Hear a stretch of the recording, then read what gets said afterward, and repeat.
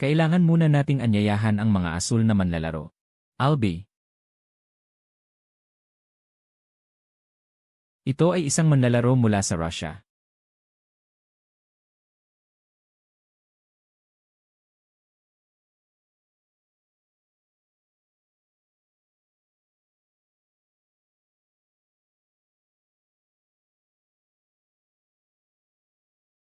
Okay, bigyan ka namin ng isang round of applause. Ang pulang manlalaro ay kilala sa mukha. Manlalaro ng Chinese na si Zhang Chunyu.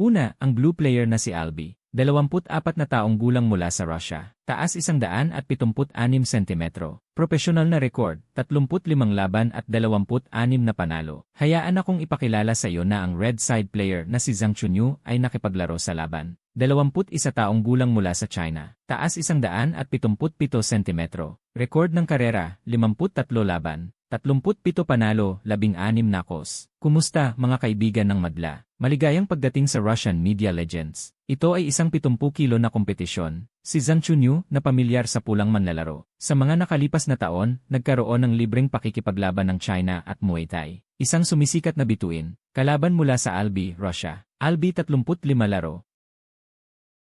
Manalo ng 26 na laro. Zhang. Si Chunyu ay noong siya ay 16 na o 17 taong gulang. Nakapunta na ako sa Thailand para sa pangmatagalang pagsasanay at kompetisyon. Sa makatuwid, sa mga tuntunin ng mga teknikal na katangian nito, karaniwang katulad ng mga taong Thai. Bukod dito, minsang nakipaglaban si Zhang Chunyu kay Bokyu ayon sa mga tuntunin ng Muay Thai. 3 round. Nawala na may mahinang puntos. Dapat sabihin na kahit natalo kami sa larong iyon. Ngunit sumikat din si Zhang Chunyu sa labanang iyon. Maging sikat sa isang laban. Mabuti. Zhang Chunyu. Si Zhang Chunyu ay mas bata sa kanyang kalaban. Kung ikukumpara sa kanyang nakababatang kapatid na si Zhang Chenglong, si Zhang Chunyu ay mas magaling sa boxing kaysa sa kanyang nakababatang kapatid, mas nababaluktot. At napakahirap ng pakiramdam ni Zhang Chengfeng sa amin. Mas mature ang pakiramdam niya, mas mukha.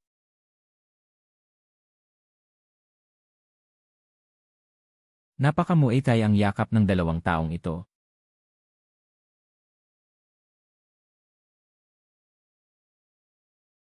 Lehitimong pagbaril.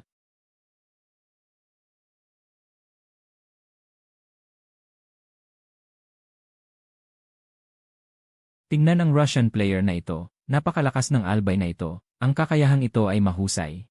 Hilaw, tama. Gumamit si Zhang Chunyu ng paraan ng pakikipagbuno ng Muay Thai, maaaring mahulog sa lupa.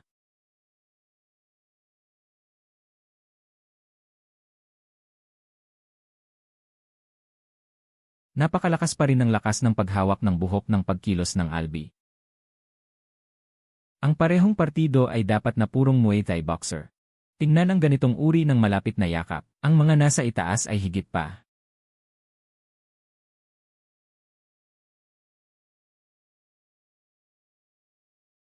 Dapat bigyang pansin ni Zhang Chunyu ang mga backhand straight na suntok ni Albi. Sariling panalo, ilang beses na itong nangyari ngayon lang. Muntik nang matamaan si Zhang Chunyu.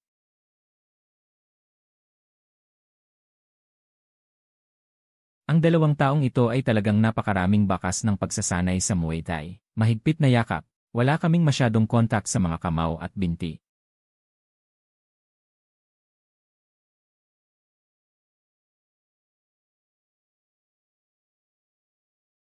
Ang unang laro sa pagitan ng dalawang panig ay nasa purong Muay Thai ritmo pa rin. Ginugol sa. Pagkatapos nitong mahigpit na yakap mula sa magkabilang gilid. Mag-focus pa.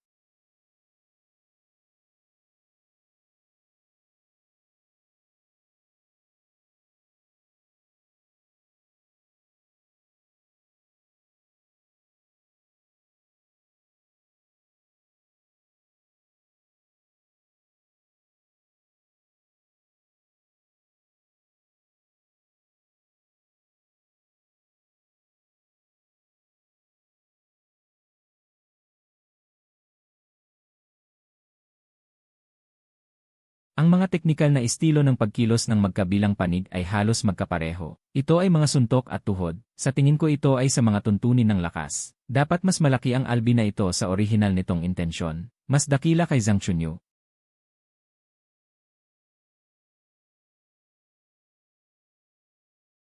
Ang ekspresyon ni Zhang Chunyu ay mukhang hindi nagmamadali at hindi nagmamadali. Dalawang tao sa isa't isa. Sa harap niya ay may nakayakap na kamay. Leg after leg at isa pa.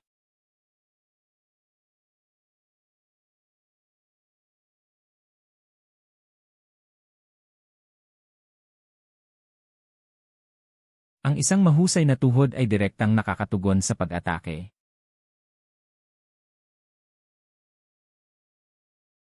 Sa magkabilang panig, makikita mo na ilang beses na tuwid ang mga tuhod. Walang foreshadowing, walang suntok. Direktang maligayang pagdating. Nagpapakita ng kontrol ng magkabilang panig sa layo ng pamamaraan ng tuhod. Nasa pwesto pa rin.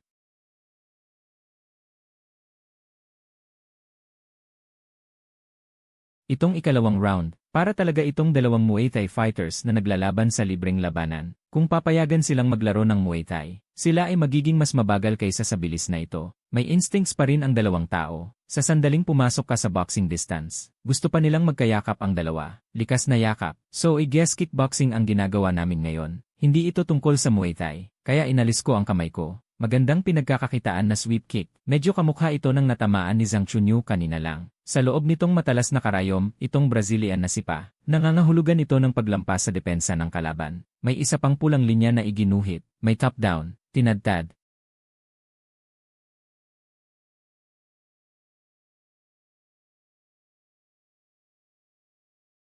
Nasaan si Albay sa eksena?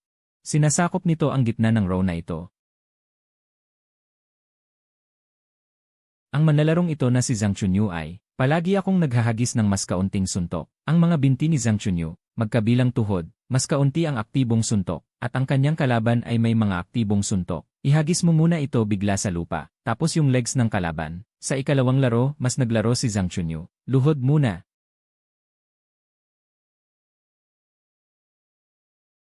Tapos nagkatinginan silang dalawa. Ipasok lamang ang distansya ng Muay Thai na ito.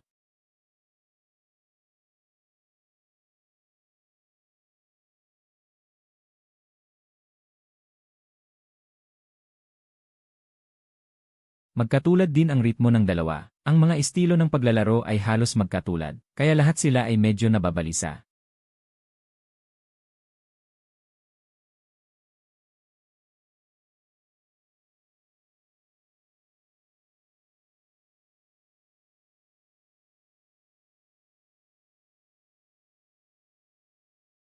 Medyo nagsasalita, itong Albi, itong player.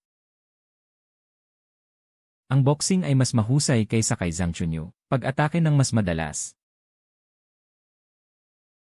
Sa unang dalawang laro, ang magkabilang panig ay nasa puntong ito. Kumuha ng tuhod-tuhod.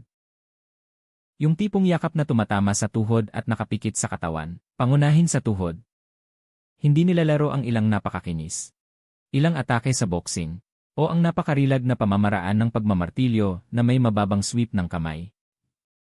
Upang ipahayag ang impormasyon, para sa labanang ito pa rin. Very confident silang lahat. Sa ikatlong laro, ang lahat ay nakasalalay kung kaninong ritmo ng pag-atake ang mas mabilis. Dapat kong sabihin yon sa unang dalawang round. Sa tingin ko mula sa isang direktang pananaw, magkaparehas ang dalawa. Isang napakalinaw na hit para sa isang back group. Napakahusay na naglaro si Zhang Chunyu bilang backhand player. Yung feeling na kailangan kang magsumikap. Mag-aaway ang dalawang ito sa distansya sa gitnang ito.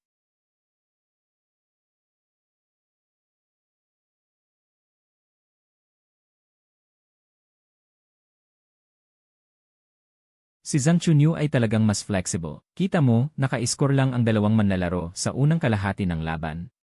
Pagkatapos ay mag-withdraw ng kaunti. Kapag gusto pa ng kabilang partido na pumasok tayo. Pagkatapos ay sipain ang mababang sweep na ito laban sa kalaban.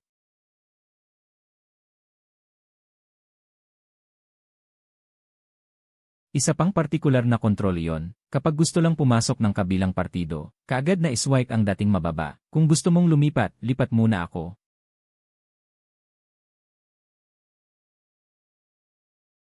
Ngayon tingnan natin ang higit pa sa mga epektibong strike ni Zhang Chunyu. Mas maagap.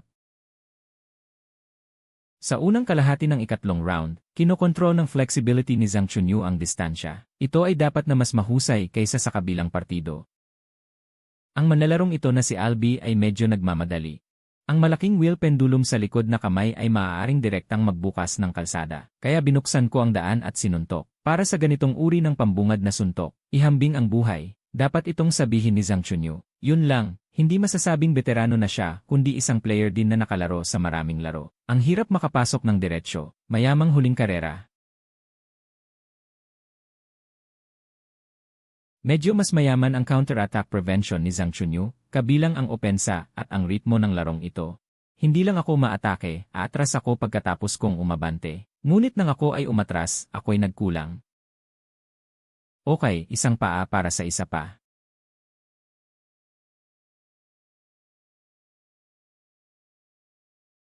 Ang quotation ni Zhang Chunyu ay magiging medyo mahigpit din sa hinaharap. Mahirap pumasok ang mga suntok ng kalaban. Pero matalino itong si Albay. Sa aplikasyon ng boxing technique ni Albi, alam na alam ko na kailangan kong baguhin ang anggulo. Pindutin lang ito mula sa harap at papasok. Hindi ito matatalo. Pagpasok sa ikatlong round na ito, kita mo ang dalawang taong ito na nag-aaway. Ang sentro ng arena na ito. Nakikipaglaban para sa kontrol. Okay, backhand para mahuli at tumabi. Ang backhand attack ni Zhang Chunyu, sa ikatlong round na ito, nagkaroon ng ilang napakalinaw na hit. At sa bawat oras, nakikita mong hindi tama ang kanyang katawan. Iwas alam kong baka sabay-sabay akong maghiwalay. Kinuha ko si Zhang Chunyu para makaiwas sa mga boxing na suntok ng kalaban. Ang katawan ay bahagyang tumagilid at pagkatapos ay ang kanang kamay. In fact, sa simula ng third round, itong si Albay. Dahil nakatanggap ako ng dalawang mabibigat na suntok mula kay Zhang Chunyu. Kaya't sabik akong mabawi ang markang ito mamaya. Medyo nagmamadali akong naglaro. Medyo magulo ang layout. Sa katunayan, sa mga tuntunin ng pangkalahatang lakas. Hindi naman mahina itong si Albi. Sa lahat, susunod kong i-anunsyo ang mga huling resulta. Referee no 1, 29 hanggang 28. Referee no 2, 29 hanggang 29. Referee no 3, 29 hanggang 30. Kaya ito ay isang draw at isang dagdag na laro.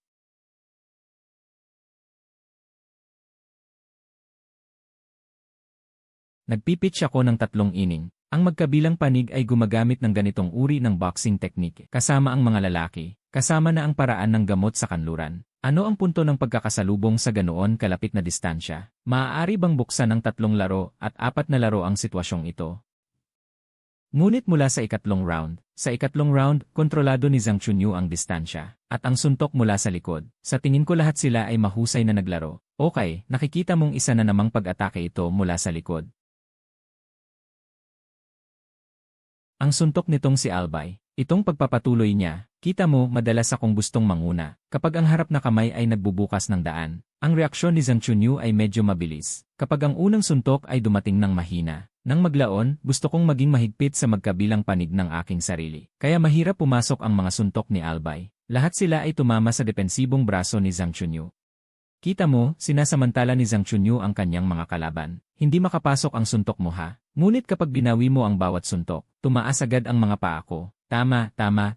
Ang aking mga binti ay napaka-epektibo sa oras na ito. Sasampalin kita kapag may oras ka. Kapag inaway mo ako, o kapag masyadong defensive ang upper body mo, walisan ko lang ang lower body mo.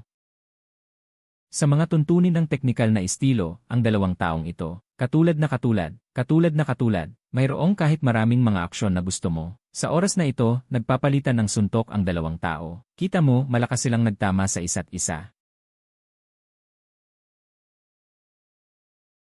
Gu Wenze, mas tumpak ang performance mo ngayon.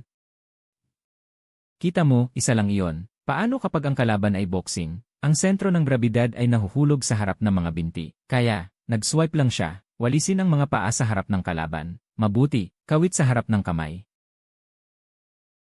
Mabuti, upper hook change line. Mabuti, mababang binti. Kawit sa harap.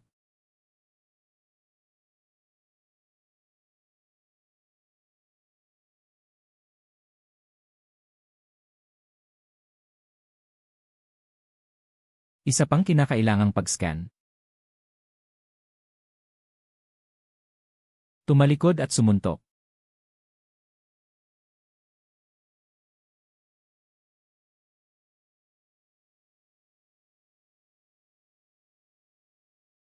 Dapat sabihin na panoorin natin ito sa playoffs. Medyo naiinip pa rin ang laro ni Albi. Walang katulad kay Zhang Chunyu. Matatag ngunit nababaluktot. Paano naman pagdating sa boxing? Para mas malinaw, pagkatapos ay iskan ko ng mababa. Paano kung maglaban tayo para sa mga binti? May mga suntok pa kami, kaya ito ay higit na 3-dimensional. Kita mo naman, parang second fiddle na naman ang nilalaro ng kabilang partido. Nagambala siya ng isang mid-sweep ng kanyang front leg. Tamaan ng kalaban sa ribs. Ito ay tipikal. Mula sa iyong pananaw, ang larong ito ay atake ni Albi. Mas malakas ang pagnanais. Agree ako sa sinabi ni Director Dong.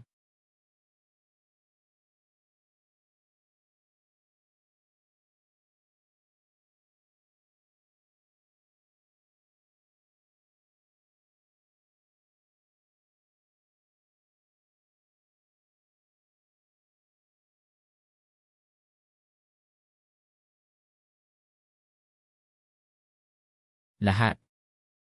Ang kapanapanabik na sandali ay susunod.